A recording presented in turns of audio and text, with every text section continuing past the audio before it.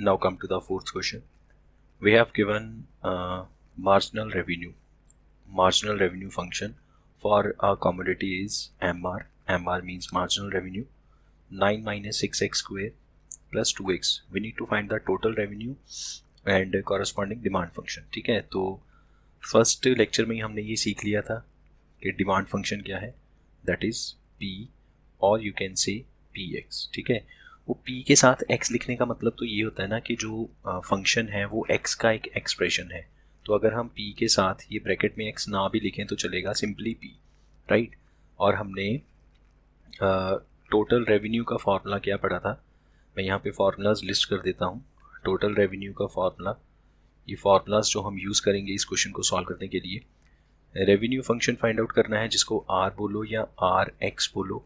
Again फिर वही बात है, ब्रैकेट में X लिखने का मतलब है कि जो एक्सप्रेशन आएगा वो X का इन टर्म्स ऑफ X होगा. ठीक है, तो अगर हम साथ में ये X नहीं भी लिखते, अकेला R मतलब revenue function, that is a integral of marginal revenue plus constant of integration. Of course वो तो लगाएंगे, है ना. इनडेफिनेट इंटेग्रल है तो साथ में कांस्टेंट ऑफ इंटीग्रेशन तो लगाना ही पड़ेगा. अगर ये डेफिनेट इंटीग्रेशन होती तो साथ में के नहीं लिखते, अगर यहाँ पे लिमिट्स लगा देंगे, लिमिट्स लगाएंगे. एक क्वेश्चन ऐसा भी करेंगे जिसमें हम लिमिट्स पुट करेंगे यहाँ पे, राइट. तो ये हो गया रेवेन्यू फंक्शन. और फिर उसके बाद हमने फार्मूला पढ़ा था, revenue function is equal to P into X, where P is the price per unit और you can say demand function and X is the number of units. तो यहाँ से ये जो P है जिसको हम कहते हैं डिमांड फंक्शन, ये P फाइंड आउट किया जा सकता है. P फाइंड आउट कर सकते हैं, X को डिवाइड कर देंगे उधर R के साथ, और सॉरी R को डिवाइड कर देंगे X के साथ. ठीक है ना, तो हमारे पास P आ जाएगा and P is called a demand function. तो हमें सबसे पहले काम क्या करना है, we need to find R which is called a revenue function. और वो कैसे फाइंड आउट होगा, मार्जिनल रेवेन्यू को इंटीग्रेट करके. ठीक है, देन इसके बाद इसमें K आएगा और K की वैल्यू कैसे फाइंड आउट करनी है. चलो पहले R की वैल्यू फाइंड आउट करें, फिर K पे डिस्कशन करते हैं K कैसे फाइंड आउट करेंगे. तो सोल्यूशन में सबसे पहले revenue function is integral of marginal revenue plus constant of integration K. So this will be 9 minus 6x square plus 2x with x with respect to x, मतलब dx लगाया साथ में, integrate करें. So you will gate 9x minus 6 into x cube by 3 power formula plus 2x के लिए 2 into x square by 2 and साथ में constant of integration. यहाँ पे जो कटिंग की जा सकती है, लाइक ये 2 से 2 कट गया, 3 1 ज़ा 3 2 ज़ा. So you will get 9x minus 2x cube plus x square plus k, and this is a revenue function Rx, right. अब यहाँ पे k की वैल्यू कैसे फाइंड आउट करेंगे, तो देखो रेवेन्यू फंक्शन में हर बार क्या होगा, every time when x is 0, इसका मतलब है कोई भी यूनिट सेल नहीं हुआ. x इज 0 मतलब यूनिट सेल नहीं हुआ, सेल 0 है. तो अगर सेल ही नहीं कुछ हुआ तो रेवेन्यू 0 होगा, that means R is equal to 0. Whenever sale is 0 revenue is 0. Revenue क्या है, रेवेन्यू का मतलब है वो पैसा जो हम कुछ बेच के कलेक्ट करेंगे. ठीक है, फॉर एग्जांपल आप शॉपकीपर हो, आप कहीं से किसी भी प्रोडक्ट के 50 यूनिट खरीद के लेके आते हो अपनी दुकान पे बेचने के लिए. अगर आपके पास कोई ग्राहक ही नहीं आया, कोई कस्टमर ही नहीं आया, अभी जस्ट आपने सामान खरीदा है, अपनी दुकान पे रखा है, अभी आपकी शॉप पे कोई कस्टमर नहीं आया, तो आपने अभी कलेक्ट किया मनी क्या कलेक्ट की, सामान बेच के, कुछ भी नहीं. That means when sale is 0 मतलब x इज 0. x क्या है, नंबर ऑफ यूनिट्स जो हम सेल करेंगे टू गेट रेवेन्यू. ठीक है, तो जब सेल ही नहीं किया तो रेवेन्यू 0 होगा. So when x is 0 R is also 0. तो ये वाली वैल्यू हम फर्स्ट इक्वेशन में पुट करेंगे. तो R की जगह 0, x की जगह 0, तो 9 इंटू 0 2 इंटू 0 प्लस 0 स्क्वायर सब 0 हो गया, तो बाकी रह गया K. So K is equal to 0. अब ये वैल्यू हम दोबारा फर्स्ट इक्वेशन में पुट करेंगे, then you will get R revenue function which is equal to 9x minus 2x cube plus x square. So this is called a revenue function. This is called revenue function. ठीक है. Now we need to find demand function. तो अभी आपके सामने ये formula लिखा हुआ है, R is equal to P into X, where P is called a demand function. तो ये फॉर्मूला अप्लाई करते हैं यहाँ पे, as R is equal to P into X, और R क्या है, so it implies P is equal to R by X and P is called demand function. So P is equal to, अब ये जो हमने रेवेन्यू फंक्शन फाइंड आउट किया इसको x के साथ डिवाइड करो. तो जब आप इसको x से डिवाइड करोगे यू कैन सी के सब में से x कॉमन आएगा. 9x में भी x है और बाकी दोनों में भी x वाली टर्म है, तो x कॉमन आएगा, x कट जाएगा, बाकी क्या रह गया 9 minus 2x square plus x. ठीक है. तो ये बना p, यहाँ आप लिख सकते हो p of x, and this is called a demand function, और you can say price per unit, जो मर्जी कह सकते हो. Now come to the fifth question. अच्छा, अब जैसा मैं कह रहा था कि अगर डेफिनेट इंटेग्रल्स का कॉन्सेप्ट यूज़ करेंगे, वो तो डिपेंड करता है ना हमें स्टेटमेंट में क्या गिवन है, इंडेफिनेट इंटेग्रल का कॉन्सेप्ट है या डेफिनेट का है. तो जब डेफिनेट इंटेग्रल्स का कॉन्सेप्ट यूज़ करते हैं तो उसमें कांस्टेंट ऑफ इंटीग्रेशन नहीं है लगाएंगे साथ में, है ना. तो देखो इसमें क्या है, अगेन आपको एक मार्जिनल रेवेन्यू फंक्शन गिवन है लाइक दिस, और आपने फाइंड आउट क्या करना है, you need to find the total increase in revenue if the production is increased from 10 to 20 units. कहने का मतलब ये है कि हमने जो सेल करनी है, पहले 10 यूनिट करते थे, अब 20 यूनिट करनी है. तो दोनों को सेल करने के बाद हमें जो रेवेन्यू मिलेगा उसमें क्या डिफरेंस आएगा, क्या इंक्रीज होगा. तो दो मेथड्स हैं, मैं दोनों मेथड्स यहाँ पे आपसे शेयर करता हूँ. मेथड 1, आप यहाँ तो सीधा ये कहो कि जो रेवेन्यू फंक्शन है that is a integral of marginal revenue. अब इसमें या तो साथ में प्लस के लिखो, जो यूजुअली हम लिखते ही हैं. चलो पहले इसी को सॉल्व कर लेते हैं, फिर मेथड 2 के बारे में बाद में डिस्कस करते हैं. So R X will be equals to, अब ज़रा यहाँ पे वैल्यू पुट करें, 275 minus X minus 0.3 X square integral with D X, and साथ में constant of integration 275x minus x के लिए x square by 2, 0.3 into X cube by 3 plus K, यहाँ पे इसको कट किया तो ये 0.1 बन गया. So this is R X, और इसमें के भी है ऑफ कोर्स. ये first equation let us see. तो अभी हमने क्या कॉन्सेप्ट सीखा कि when x is equals to 0 revenue is 0. When sale is 0 there is no revenue. So 0 is equal to, अब जहाँ जहाँ पे भी x है सब जगह 0 कर दो. r की जगह 0 किया लेफ्ट साइड में, और राइट साइड में जहाँ पे भी x है वहाँ 0 कर दो. तो देखो पहली 3 टर्म्स में x है तो वहाँ पे 0 आ जाएगा, बाकी बचा k. So k is equal to 0. So therefore revenue function rx will be 275x minus x square by 2 minus 0.1 x cube, अब प्लस के, और वो तो 0 हो गया ना, उसको छोड़ दिया. तो ये बन गया रेवेन्यू फंक्शन. अब यहाँ पे हम x की दो वैल्यूज़ पुट करेंगे. एक वैल्यू हम पुट करेंगे 10 और एक बार हम पुट करेंगे 20. तो 10 पुट करने से हमें जो आंसर मिलेगा that will be the revenue for 10 units. 20 put करने से जो आंसर मिलेगा that will be the revenue for 20 units. फिर उन दोनों का डिफरेंस देख लेंगे, वो जो डिफरेंस होगा that will be the increase in revenue when production is increased from 10 to 20. ठीक है. तो इसमें अब x की जगह 10 पुट करेंगे, so you will gate 2750 minus 10 का स्क्वायर 100 बाई 250 माइनस 0.1 इंटू 10 का क्यूब मतलब 1000. यहाँ से मैं R20 हटा देता हूँ ज़रा, पहले R10 सॉल्व कर लें.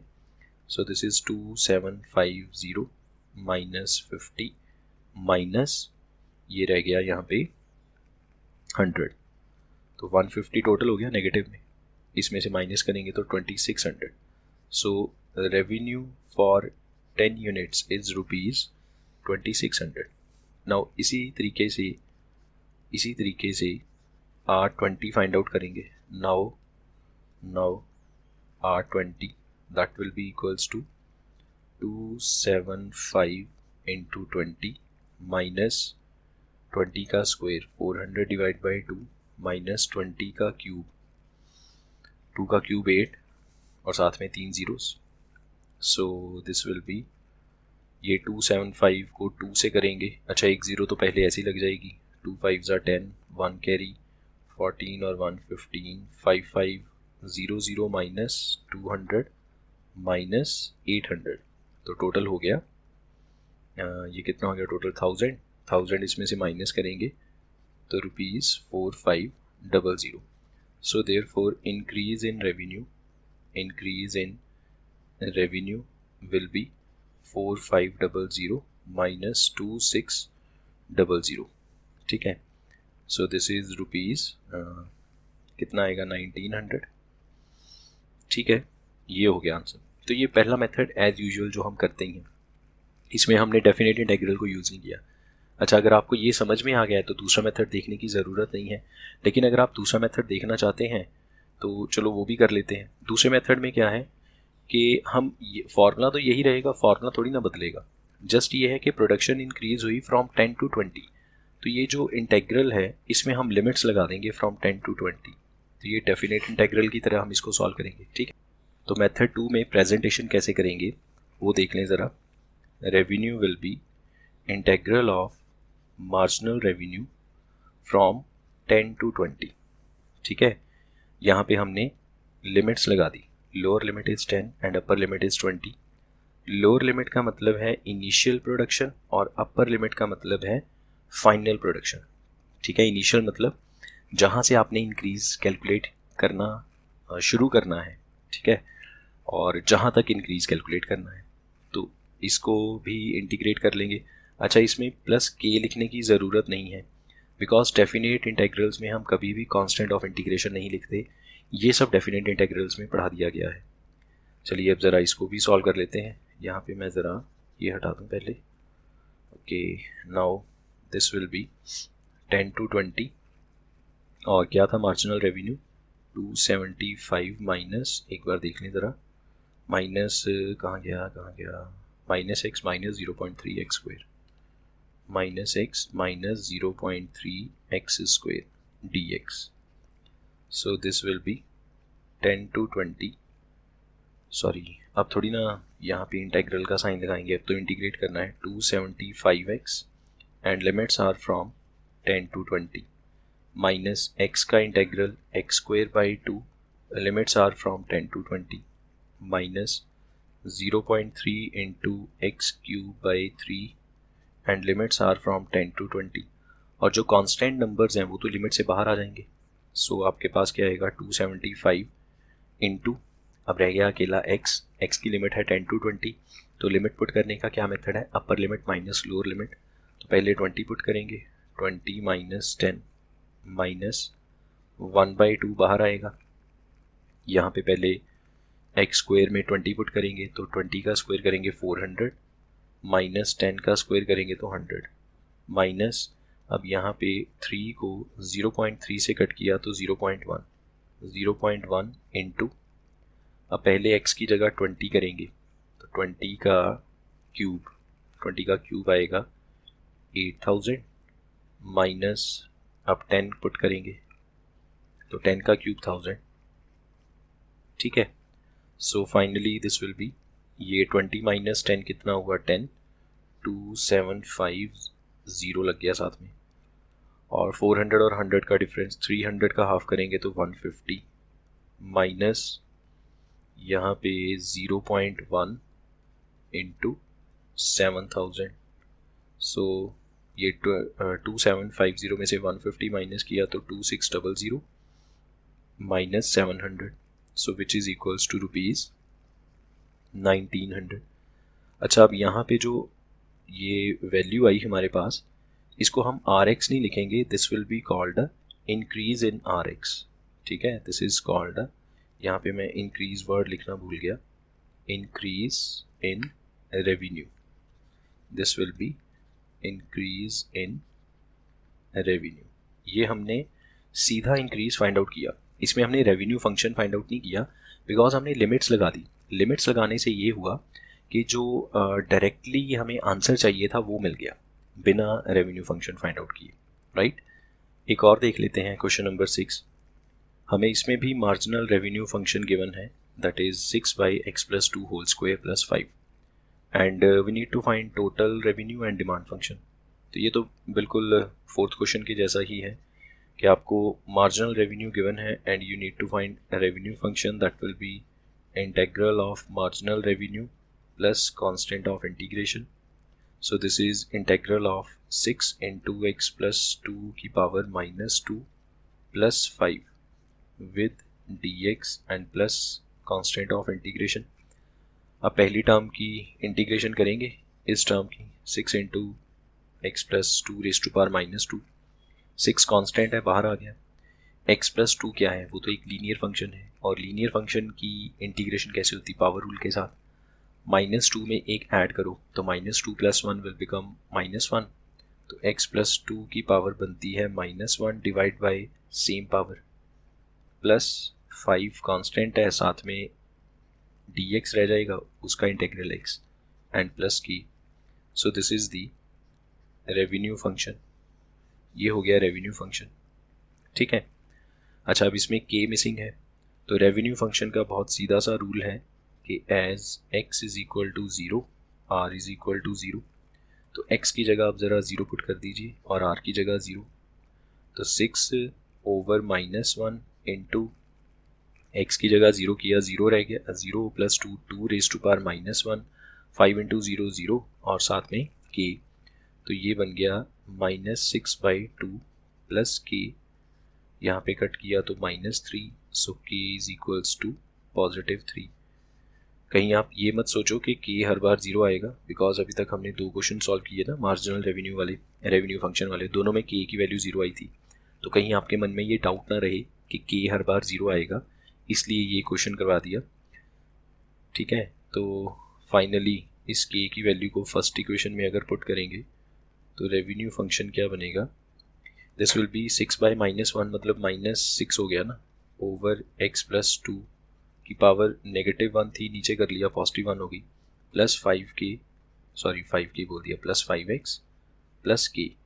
सो this is the revenue function. Now we need to find a demand function, और डिमांड फंक्शन क्या है, rx/x, and demand function is p is equal to r/x, right. So p is equal to, अब जितनी भी terms हैं सबको x के साथ डिवाइड कर दो, so you will gate -6/x into x plus 2 plus 5x को x से डिवाइड किया, 5 रह गया, प्लस 3 को x से डिवाइड करेंगे तो 3/x। So this is the demand function, right. I hope this is clear.